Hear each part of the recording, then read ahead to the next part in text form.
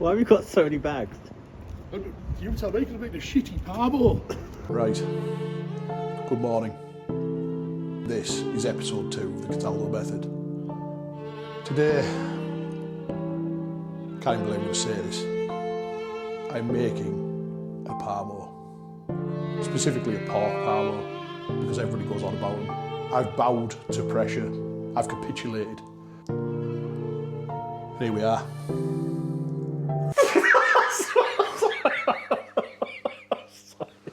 This is not how I envisioned my life at 42 years old, to be making a Parmo to be recorded for the fucking internet. Jeff the chef's got a lot to answer for, you know what I mean? Who's Jeff? Jeff the chef, he makes Parmos in fucking Skipper's Lane. My name is Jeff. But here we are. So, anyway, any good chef will know what this book is. It's a Larousse Gastronomique. So, it's a cookery encyclopedia. Possibly the best one ever written. And it's completely fucking irrelevant to this dish. Episode 2, Pork Parmo. Hi, I'm Paul Cataldo, and this is the Cataldo Method. Shall we begin? Paul Cataldo got a plan for your stove. Turn your small kitchen to a corner bistro. Little pinch, couple turns of the wrist. Make a whole Sunday from one little dish. You stir it slow, you do what he say. You cook it at home the Cataldo way. You taste that bite, you nod your head. You look up at Paul, and that's the method.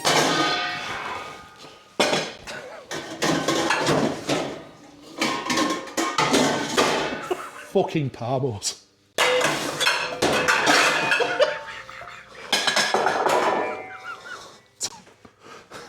Do you need some help? No, I'm fine, thank you.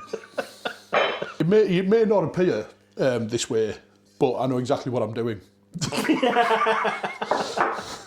So, we'll start with some bechamel. I'm going to flavour my milk with some sort of base flavours, some onion, clove and bay leaf. What normally people who are making Parmos do is they'll whisk some corn flour into some fucking milk, and that's why it tastes like shit. But you know, we'll make a little bit of an effort here and make a proper bechamel. So I'm going to warm my milk up as well, which makes it easier to whisk into your roux. And I'll explain a roux in a minute. So, 1 bay leaf, a couple of cloves, and then half an onion. You don't need to fanny about and peel this.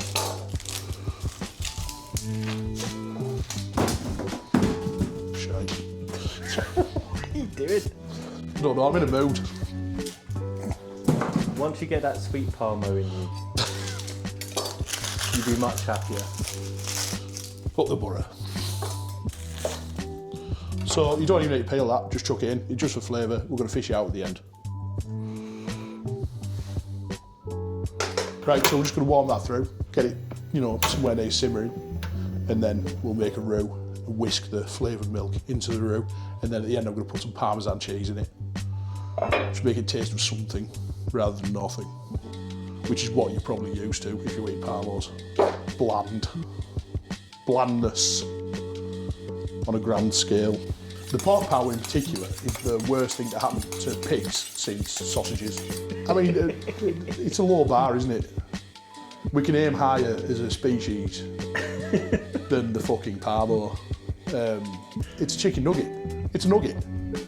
Just a large chicken nugget with cheese. With some bland white sauce and some luminous fucking glow-in-the-dark cheese. It's like an effluent from a nuclear accident. So our milk's nice and hot now. I'm going to take that off. Don't let it boil because you'll scald it and it'll boil over really quickly. So now to make a roux, another waste of time for a Parmo. I may as well just put some fucking wallpaper paste on it or some shit.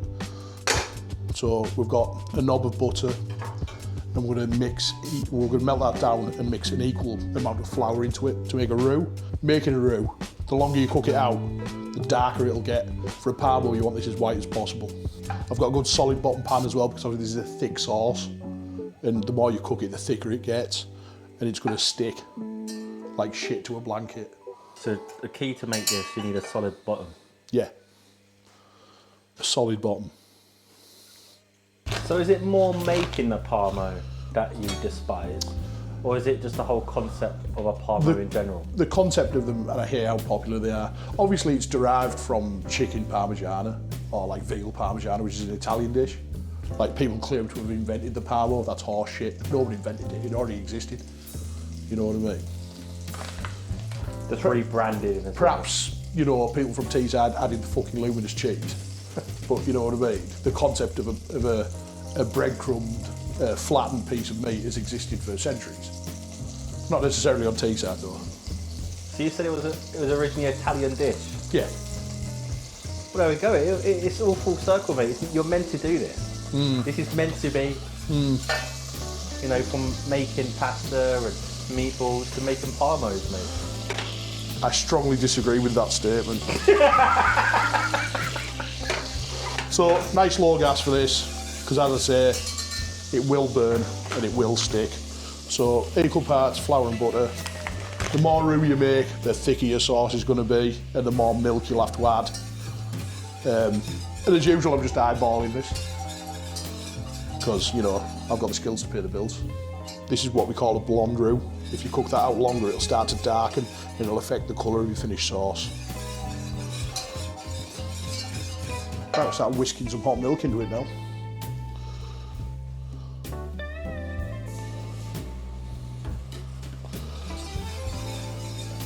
You'll see that thickens straight away into a solid, homogeneous mass, much like the Parmo itself. So you want this a finished consistency of wallpaper paste, which is what you seem to all like. Probably the same flavour as wallpaper paste as well.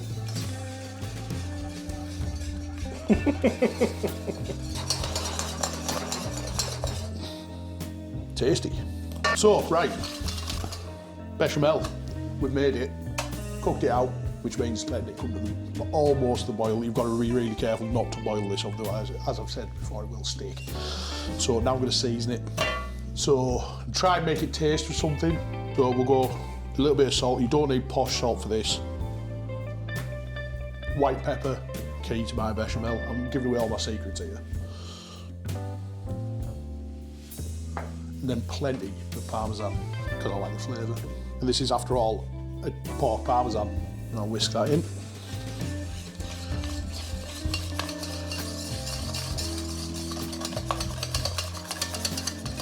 Right, that's our bechamel made. I'm going to cover that and set it aside. I want it to cool down a bit before I put it on the Parmo itself, otherwise it's quite hard to spread and it'll run off the edge. So you effectively do want this to set on this occasion. This isn't a bechamel I'd use for a sauce, for example. This is a Parmo specific bechamel. So we'll set that aside and come back to it later. These were freshly picked today, weren't they? Yeah, in Morrison's. Right, potatoes. This is potato, specifically a Maris Piper potatoes, because they make lovely chips, nice and floury and dry. I'm just going to peel these and make them into chips. I happen to have a crinkle cutter somewhere to make my chips with, because I quite like a crinkly cut chip. My Auntie June had a chip shop in the 80s and 90s in Thorntree, down in the borough, and they had crinkly cut chips. Crinkly cut chips take me back to my childhood. And as this is a children's dish, I thought it was appropriate. Bit of nostalgia for you. Yeah, bit of nostalgia, if you like that sort of thing. Peeling potato is a lot like making love to a beautiful woman. And why is that? Well, first you remove the outer layer to reveal the creamy white flesh underneath. Oh my word. and then what? Top her with baked beans. Like a baked potato. Baked potatoes are on trend now. If I was smart, I'd have, you know, opened a baked potato van. Everybody's doing it. Spud man. Know what I mean? What a legend. I bet he hates potatoes, like I hate Parmos, with the power of 1,000 suns. Just the smell of potatoes. Yeah. Yeah, I can imagine. As much as you love doing something, there's something about it you're going to hate along the way. Some things you don't have to love to do well. Yeah. But some things you do. You don't have to love a Parmo to make a good Parmo, but pizzas, you have to love pizza. You know what I mean? It takes passion to make it. Anyway, I've got a crinkle cut device. I'm going to lob this tatty in half because it's massive. And then I'm just going to crinkle her up into some nice, relatively chunky chips.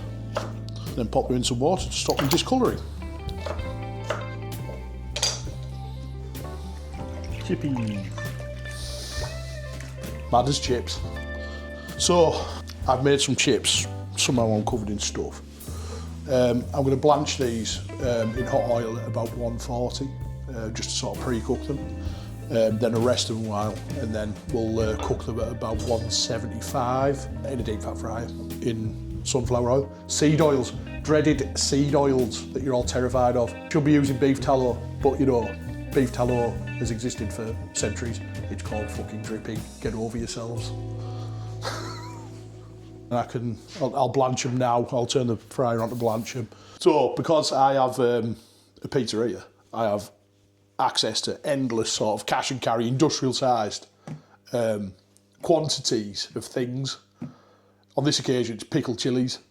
So let me do the reveal. I like a pickled chili. The size of that. It's enormous. 10 kilos of pickled chilies all the way from Turkey. Wow. If I was to drown, this is where I want to drown. In here. Ready? Wow. What a reveal. Salad. So, I've got some... What are you laughing at? You can't say what you're laughing at while holding a knife. Do you know how threatening that is? What are you laughing at? So I've got some shredded white cabbage, some shredded red cabbage, and I'm going to shred some iceberg, which is the blandest lettuce I could find for this dish.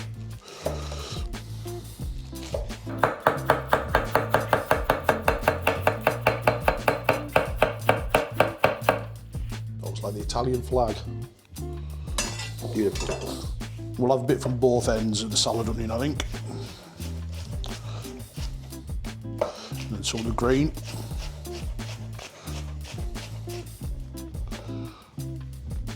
Bit of cucumber, which I'm going to de-seed, because I don't like the seeds in cucumber.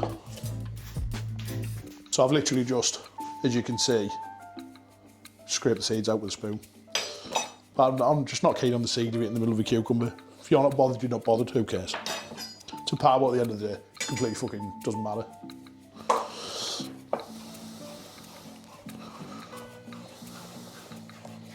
We'll cut it at a jaunty angle to try and salvage some excitement from this dish. A couple of tomatoes, I've got some different coloured ones.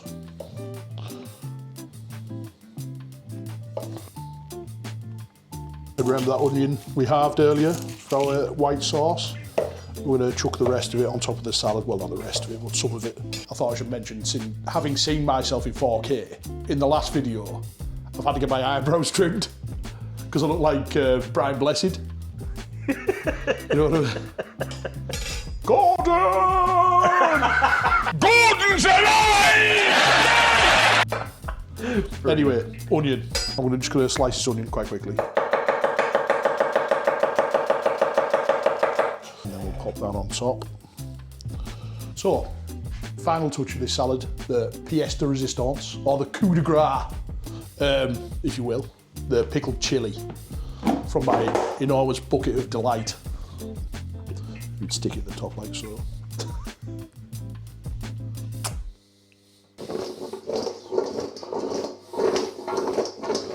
Right, I'm going to pop these in.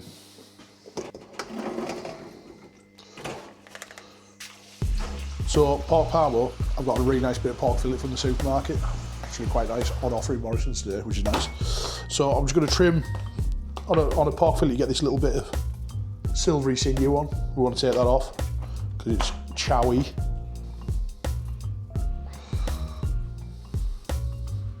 And then we're going to half it.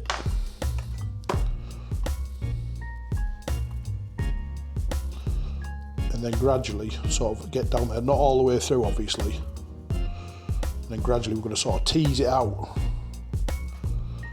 So bring your knife a bit more parallel with your chopping board as you go, so just open it out a bit.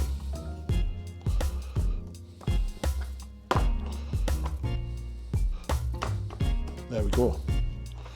If you see any more bits of sinew while you're on, take those off. Now we're going to give it a good battering, which is, you know, the best part about making a Parmo. The beating of it. So I'm going to flatten this out a bit now and tenderise it a touch. Not that it really needs tenderising, but it just makes it a more pleasant shape and, you know, a bit of a more even thickness all the way across. Doesn't really need much. Some people like them thin, some people like them thick. I like them thin, personally, but it's all, I'm more about texture and flavour with a Parmo. Not that I like Parmos, I have not admitted that. You have? No, I don't. We'll cut that out. No, we won't. Right, now breadcrumbs. We've trimmed and battered out our pork fillet. I'm now going to panade, which is a French term for breadcrumb. So it's seasoned flour, salt and pepper, bit of egg wash, and some luminous breadcrumbs. So we'll get on with that.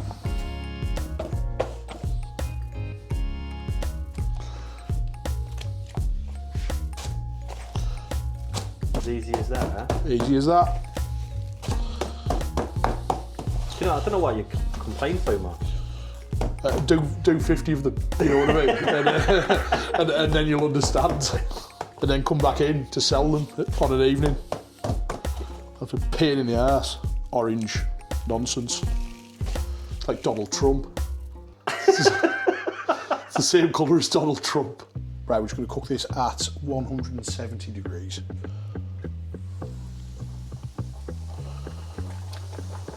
So you'll see I've got a frying basket on top of this, and it's just because if they curl up, they tend to burn, the edges will burn in the oven, so you need to keep them flat. So I've cooked it. Now I need to put some white sauce and cheese on it. So here's our sauce we made earlier. As you can see, it's set like wallpaper paste, which is exactly what we wanted. So spread this generously. Some people don't like too much. Obviously, it's all personal preference. Do it how you like it. So I've got some fabulous luminous cheese. As you can see, it's a mixture of cheese. Really? Where I think it's mostly homogenised vegetable oil. Right. Seed oils. That's seed oil count 2 for this week. So it's mostly homogeneous vegetable oil and fucking orange. So, you know, you're going to want plenty of cheese on it, aren't you? Because it's a Parmo and it's basically a heart attack waiting to happen. I will give you a tip though, do not, on this occasion I've got pre-grated cheese, but this is special Parmo cheese.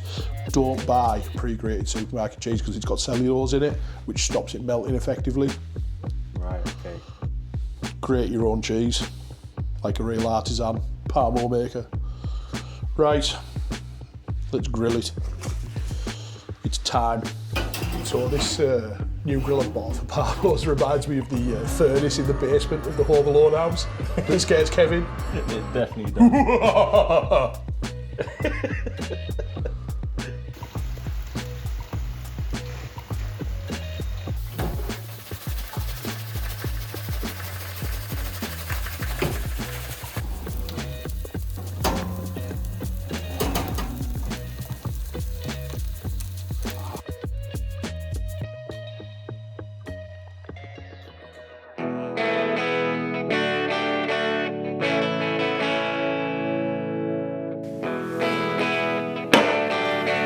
And there it is. The best thing to go out with the butter since Brian Clough, the Parmo. And that's the method, so I'll see you in a fortnight.